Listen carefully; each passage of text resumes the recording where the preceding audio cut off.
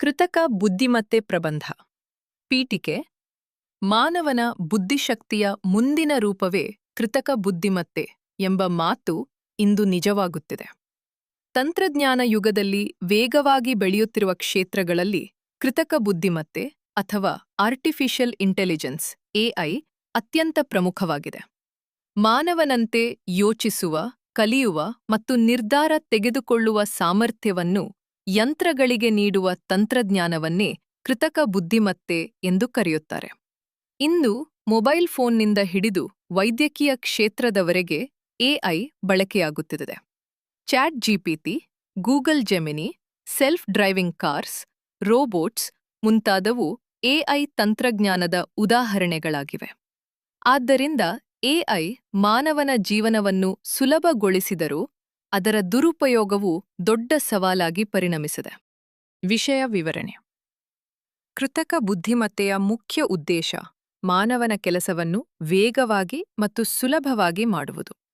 AI ಯಂತ್ರಗಳು ದೊಡ್ಡ ಪ್ರಮಾಣದ ಮಾಹಿತಿಯನ್ನು ವಿಶ್ಲೇಷಿಸಿ ತ್ವರಿತವಾಗಿ ನಿರ್ಧಾರ ತೆಗೆದುಕೊಳ್ಳುತ್ತವೆ. ಬ್ಯಾಂಕಿಂಗ್, ಶಿಕ್ಷಣ, ಆರೋಗ್ಯ, ಕೃಷಿ, ರಕ್ಷಣಾ ಕ್ಷೇತ್ರ, ಸಾರಿಗೆ ಹಾಗೂ ಕೈಗಾರಿಕೆಗಳಲ್ಲಿ ಎಐ ವ್ಯಾಪಕವಾಗಿ ಬಳಕೆಯಾಗುತ್ತಿದೆ. ಶಿಕ್ಷಣ ಕ್ಷೇತ್ರದಲ್ಲಿ ಎಐ ಆಧಾರಿತ ಆನ್ಲೈನ್ ಕಲಿಕೆ ವಿದ್ಯಾರ್ಥಿಗಳಿಗೆ ಸಹಾಯ ಮಾಡುತ್ತದೆ. ವೈದ್ಯಕೀಯ ಕ್ಷೇತ್ರದಲ್ಲಿ ರೋಗಗಳನ್ನು ಬೇಗ ಪತ್ತೆಹಚ್ಚಲು ಎಐ ಉಪಯೋಗವಾಗುತ್ತಿದೆ. ಕೃಷಿಯಲ್ಲಿ ಮಣ್ಣಿನ ಗುಣಮಟ್ಟ ಮತ್ತು ಹವಾಮಾನವನ್ನು ವಿಶ್ಲೇಷಿಸಿ ರೈತರಿಗೆ ಸಲಹೆ ನೀಡಲಾಗುತ್ತಿದೆ. ರಕ್ಷಣಾ ಕ್ಷೇತ್ರದಲ್ಲಿ ಡ್ರೋನ್ ಮತ್ತು ಸ್ಮಾರ್ಟ್ ತಂತ್ರಜ್ಞಾನ ಬಳಸಲಾಗುತ್ತಿದೆ. ಆದರೆ ಎಐನ ಕೆಲವು ದುಷ್ಪರಿಣಾಮಗಳೂ ಇವೆ. ಯಂತ್ರಗಳ ಹೆಚ್ಚಿದ ಬಳಕೆಯಿಂದ ಉದ್ಯೋಗ ಸಮಸ್ಯೆ ಹೆಚ್ಚುವ ಭೀತಿಯಿದೆ.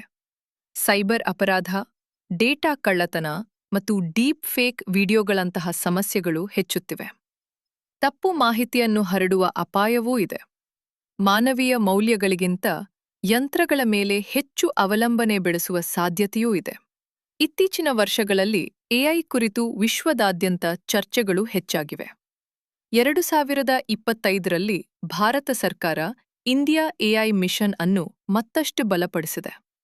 ದೇಶದಲ್ಲಿ ಎಐ ಸಂಶೋಧನೆ ಮತ್ತು ಸ್ಟಾರ್ಟ್ಅಪ್ಗಳಿಗೆ ಉತ್ತೇಜನ ನೀಡಲಾಗುತ್ತಿದೆ.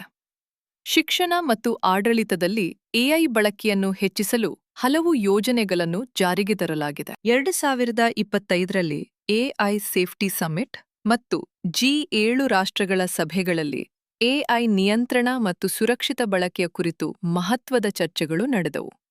ವಿಶ್ವಸಂಸ್ಥೆಯು ಎಐ ಬಳಕೆಗೆ ನೈತಿಕ ಮಾರ್ಗಸೂಚಿ ಅಗತ್ಯ ಎಂದು ಹೇಳಿದೆ. ಭಾರತದಲ್ಲಿ ಎಐ ಆಧಾರಿತ ಸೇವೆಗಳು ವೇಗವಾಗಿ ಬೆಳೆಯುತ್ತಿವೆ. ರೈಲ್ವೆ, ಆರೋಗ್ಯ, ಡಿಜಿಟಲ್ ಪಾವತಿ ಮತ್ತು ಕೃಷಿ ಕ್ಷೇತ್ರಗಳಲ್ಲಿ ಎಐ ಬಳಕೆಯಾಗಿದೆ. ಕನ್ನಡ ಸೇರಿದಂತೆ ಭಾರತೀಯ ಭಾಷೆಗಳಲ್ಲಿ ಎಐ ಸೇವೆಗಳು ಅಭಿವೃದ್ಧಿಯಾಗುತ್ತಿರುವುದು ಗಮನಾರ್ಹ ವಿಷಯವಾಗಿದೆ. ಎಐಯನ್ನು ಸರಿಯಾದ ರೀತಿಯಲ್ಲಿ ಬಳಸಿದರೆ ಅದು ದೇಶದ ಅಭಿವೃದ್ಧಿಗೆ ಸಹಾಯಕವಾಗುತ್ತದೆ. ಆದರೆ ಅದರ ದುರುಪಯೋಗ ತಡೆಯಲು ಕಾನೂನು ಮತ್ತು ನಿಯಂತ್ರಣ ಅಗತ್ಯವಾಗಿದೆ. ವಿದ್ಯಾರ್ಥಿಗಳು ತಂತ್ರಜ್ಞಾನ ಜ್ಞಾನವನ್ನು ಬೆಳೆಸಿಕೊಳ್ಳಬೇಕು.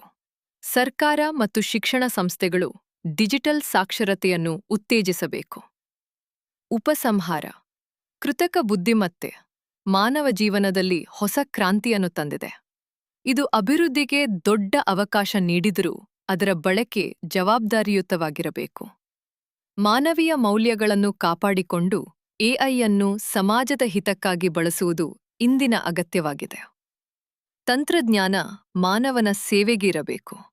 ಮಾನವ ತಂತ್ರಜ್ಞಾನ ಧ್ಯಾನದ ಗೂಲಮನಾಗಬಾರದು. ಆದ್ದರಿಂದ ಕೃತಕ ಬುದ್ಧಿಮತ್ತೆಯನ್ನು ಜ್ಞಾನ, ನೈತಿಕತೆ ಮತ್ತು ಜವಾಬ್ದಾರಿಯೊಂದಿಗೆ ಬಳಸಿದರೆ ಉತ್ತಮ ಭವಿಷ್ಯ ನಿರ್ಮಿಸಲು ಸಾಧ್ಯವಾಗುತ್ತದೆ.